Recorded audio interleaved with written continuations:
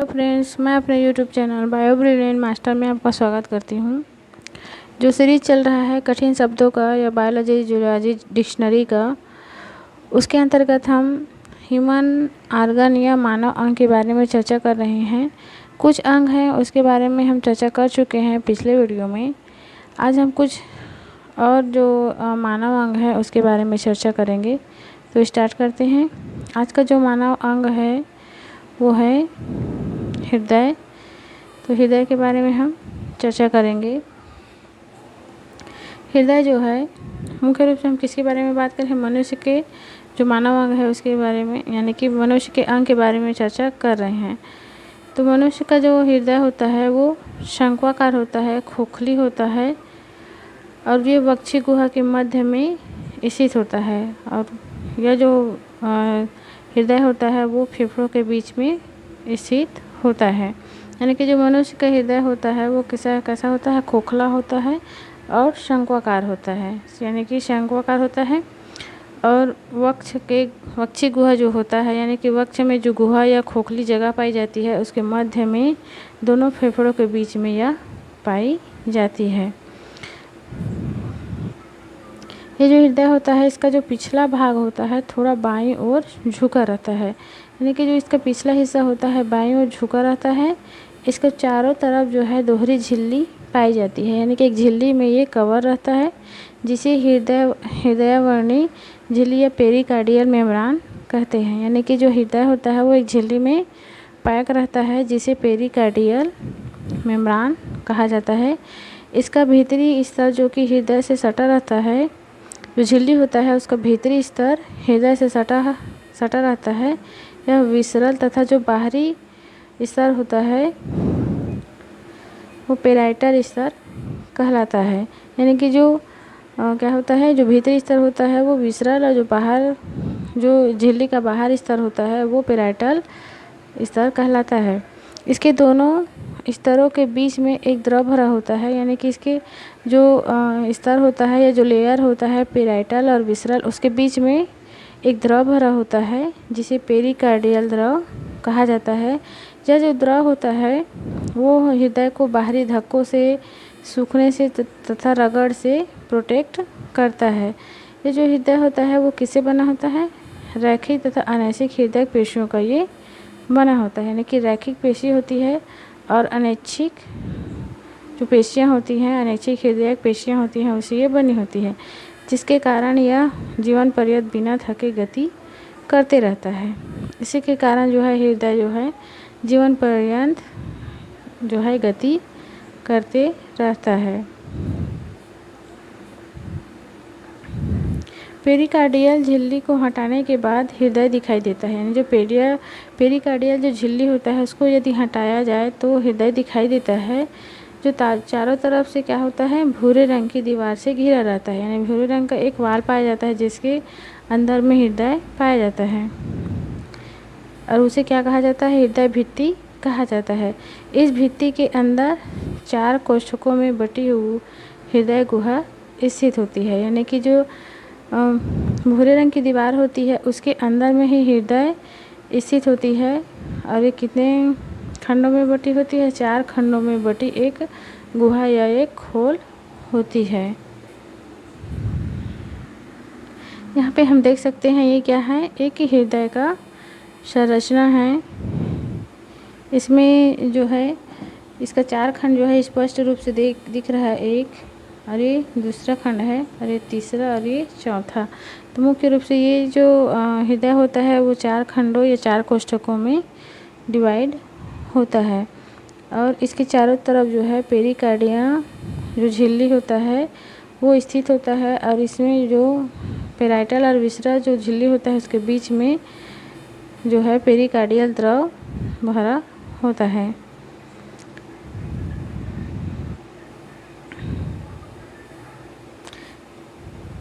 हृदय भित्ति, तो हृदय भित्ति क्या है जानते हैं। जो मानव का हृदय है उसमें 3 स्तर पाया जाता है। यानी जो ह्यूमन हार्ट है वो उसमें 3 स्तर पाया जाता है। कौन कौन सा है जानते हैं। तो सबसे पहला जो होता है वो एपिकार्डियम होता है और यह जो हृदय का सबसे बाहरी स्तर है, यानी कि जो एपिकार्डियम है वो हृदय का सबसे आउटर लेयर होता है जो संयोजी ऊतकों का बना होता है, यानी कि ये कनेक्टिव टिश्यूज़ का बना होता है तथा हृदय का बाहरी आघातों से रक्षा करता है। और ये चूँकि ये संयोजी ऊतकों का बना होता है तो ये क्या करता है, बाहरी जो अटैक होता है या आघात होता है उससे हार्ट का प्रोटेक्शन करता है।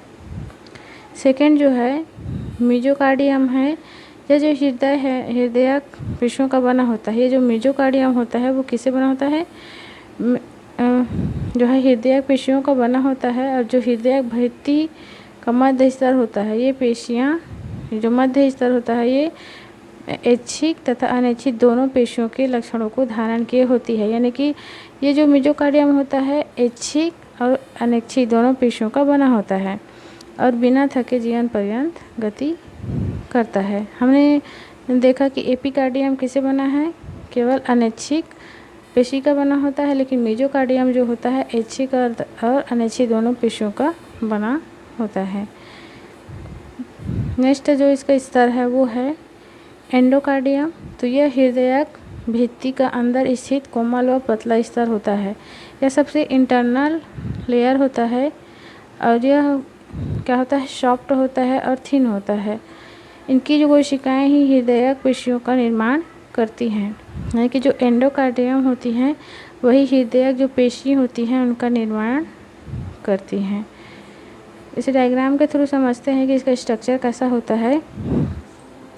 तो यहाँ पे हम देख सकते हैं ये जो स्ट्रक्चर है वो किसका है, हार्ट वाल या जो हृदय भित्ति है उसका ये स्ट्रक्चर है।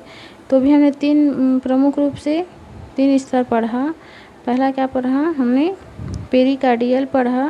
तो ये सबसे क्या है, आउटर जो लेयर है वो पेरिकार्डियल होता है, ये वाला जो। और सेकंड में जो होता है मायोकार्डियम या मेजोकार्डियम। तो ये मोटा क्या होता है, भित्ति होता है जो ऐच्छिक और अनैच्छिक दोनों पेशियों का बना होता है। और जो लास्ट वाला या इंटरनल जो लेयर होता है वो एंडोकार्डियम होता है। ये जो हृदयक पेशी होती है इसी के द्वारा निर्माण होती है। यहाँ पे हम देख सकते हैं ये विसरल पेरिकार्डियम है और ये पेराइटल पेरिकार्डियम है।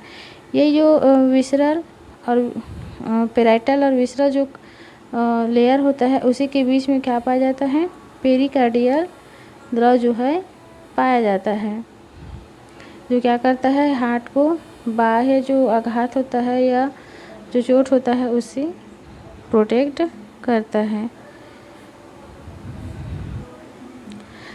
नेक्स्ट देखते हैं इसकी संरचना जो है, हृदय की संरचना या स्ट्रक्चर ऑफ हार्ट। तो मनुष्य का हृदय जो है लगभग 12 सेंटीमीटर लंबा होता है, 9 सेंटीमीटर चौड़ा होता है और 6 सेंटीमीटर मोटा होता है। ये जो है यह हृदय जो है कोष्ठकों का बना होता है, यानी कि कोष्ठ में डिवाइड होता है। दाएं तथा बायां जो भाग होता है इसमें बटा होता है, यानी कि दायां और बायां भाग में ये बटा होता है। दोनों भागों के बीच पूरी लंबाई में एक पट पाया जाता है, यानी कि जो दायां और बायां भाग को डिवाइड करने वाला जो एक पट होता है उसे सेप्टम या पट कहा जाता है। दाईं तरफ का जो ऊपरी कोष्ठ होता है उसे दायां आलिंद और निचला कोष्ठ को दायां निलय कहा जाता है, यानी कि जो कोष्ठ होता है उसका नाम भी होता है जो क्या होता है, दायां आलिंद का जो ऊपरी वाला जो कोष्ठ है या ऊपर का जो अपर चैम्बर होता है उसे दायां आलिंद और जो लोअर चैम्बर होता है उसे दायां निलय कहा जाता है। उसी तरह से जो बाईं तरफ का ऊपरी कोष्ठ होता है या जो चैम्बर होता है उसे बायां आलिंद तथा निचला जो कोष्ठ होता है उसे बायां निलय कहा जाता है। जैसे कि हम मान लेते हैं ये क्या है, एक हार्ट है, तो ये 4 खंडों में डिवाइड होता है।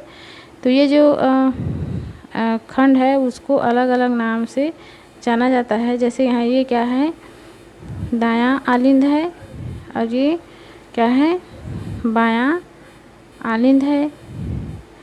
ये जो है दायां निलय है और ये क्या है, बायां निलय है।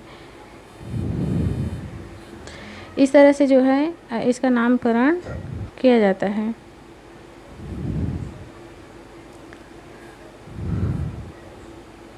यहाँ पे हम देख सकते हैं डायग्राम के थ्रू जो है ये 4 खंड इसका स्पष्ट रूप से दिखाई दे रहा है। ये क्या है, राइट एट्रियम, ये लेफ्ट एट्रियम, ये है राइट वेंट्रिकल और ये क्या है, लेफ्ट वेंट्रिकल। यदि इसकी संरचना को देखें तो यहाँ पे जो है जो बॉडी से ब्लड को क्या करता है, हार्ट में ले जाता है, तो इन्फीरियर वेना कावा पाया जाता है और सुपीरियर वेना कावा पाया जाता है। ये जो इन्फीरियर वेना कावा होता है वो बॉडी से जो है हार्ट में ब्लड को ले जाता है। वहीं देखें तो ये जो सुपीरियर वेना कावा होता है वो हेड से ब्लड को जो है हार्ट में लाता है। यहाँ से जो है इम्प्योर जो ब्लड होता है वो राइट एट्रियम में आता है। उसके बाद जो ये ट्राइकास्पिड वाल होता है इसके थ्रू जो है ये जो ब्लड है वो जो राइट वेंट्रिकल होता है वहाँ पे ये आता है। यहाँ से फिर जो पल्मोनरी वाल्व होता है उसके थ्रू या पल्मोनरी आर्टरी के थ्रू ये क्या करता है, यहाँ पे जो लंग्स होता है वहाँ पे प्योर होने के लिए जाता है। फिर यहाँ पे क्या होता है, ऑक्सीजन का और जो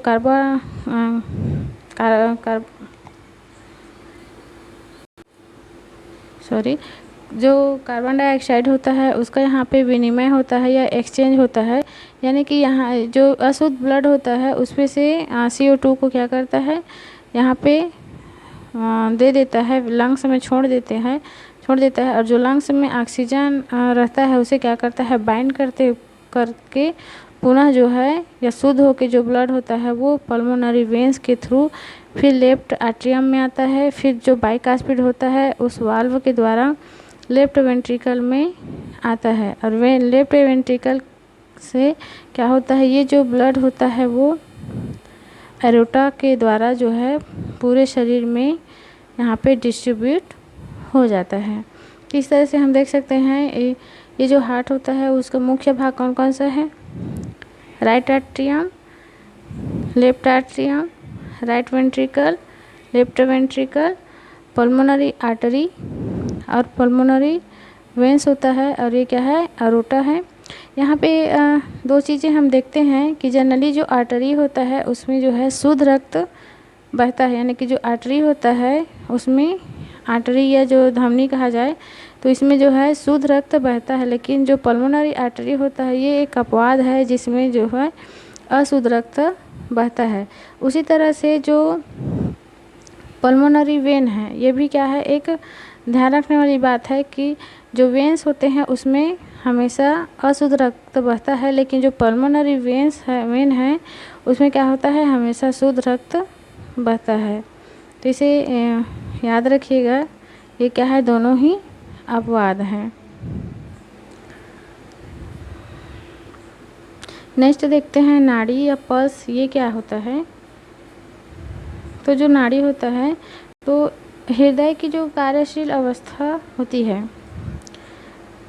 जब क्या होता है, जब बायां निलय संकुचित होता है और कुछ रुधिर क्या होता है तेज़ी से झटके के साथ धमनियों में आ जाता है। यानी कि जो निलय होता है अभी हमने पढ़ा, जब क्या होता है जो लेफ्ट वेंट्रिकल होता है वो जब संकुचित होता है तो झटके के साथ जो है जो ब्लड होता है वो धमनी में आ जाता है। हृदय की प्रत्येक धड़कन एक प्रकुंचन तथा एक शिथिलन, यानी कि एक सिस्टोल या एक डायस्टोल, यानी दोनों मिला के क्या बनता है, धड़कन बनता है। तो धड़कन के समय धमनी के रुधिर में दाब की एक लहर पैदा होती है। यानी कि क्या होता है, जब शिथिलन और प्रकुंचन होता है, यानी कि सिस्टोल और डायस्टोल होता है, उस समय जो है रुधिर में क्या होता है, एक दाब की लहर पैदा होती है। धमनियों में पैदा हुई यही लहर क्या करता है, नाड़ी या पल्स कहलाता है। त्वचा के नज़दीक पाई जाने वाली जो धमनियों को त्वचा की सतह से स्पर्श कर इस लहर का अनुभव किया जा सकता है। यानी कि जो त्वचा के नज़दीक जो धमनी होती है उसे जो है त्वचा की सतह से, यानी कि त्वचा से क्या किया जा सकता है, इसे जो है स्पर्श करके या टच करके इस लहर को अनुभव किया जाता है। किया जा सकता है। नाड़ी की एक लहर हृदय की एक धड़कन को व्यक्त करती है। यानी कि जब एक बार क्या होता है, सिस्टोल और डायस्टोल होता है तो एक लहर बनती है, और एक लहर क्या है, एक धड़कन को व्यक्त करती है, यानी कि एक धड़कन को दर्शाती है। मनुष्य की कलाई में स्थित रेडियल धमनी के द्वारा नाड़ी को आसानी से पहचाना जा सकता है, यह महसूस किया जा सकता है। लेकिन जो रेडियल धमनी होती है उसी को जो डॉक्टर्स होते हैं वो क्या करते हैं, टच करके जो नाड़ी होता है या जो धड़कन होता है उसका जो स्थिति है उसे ज्ञात करते हैं। यही कारण है कि डॉक्टर्स कलाई की धमनी को देखता है, वास्तव में इस समय वह हृदय की धड़कन को गिनता है, यानी कि कितनी बार लहर आई तो उतना धड़कन हुआ। तो यही जो लहर है उसी को महसूस करके डॉक्टर जो है धड़कन को गिनता है, जिससे व्यक्ति की स्वास्थ्य का पता चलता है। यानी कि धड़कन से ही क्या होता है, व्यक्ति के स्वास्थ्य का पता चलता है। क्योंकि पूर्णतः स्वस्थ और बीमारी की स्थिति में व्यक्ति के हृदय का जो धड़कन दर होता है वो क्या होता है, अलग अलग होता है।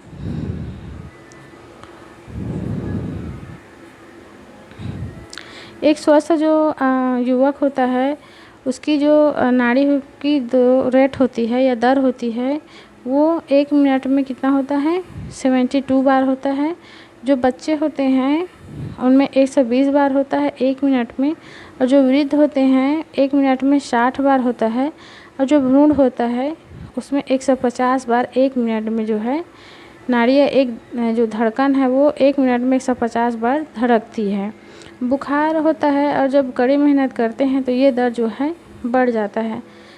आपने हमेशा देखा होगा कि जब तेज़ हम दौड़ते हैं तो उस समय जो है हमारी सांस बहुत ज़्यादा फूलती है, तो उस समय जो है धड़कन का जो रेट होता है वो क्या होता है, बढ़ जाता है। यदि कोई मेहनत वाला काम करते हैं फिर भी हम क्या हो जाते हैं, थक जाते हैं, या जो क्या होता है सांस फूलने लगती है, तो उसका कारण यही है कि वहाँ पे जो है जो धड़कन है वो बढ़ जाती है।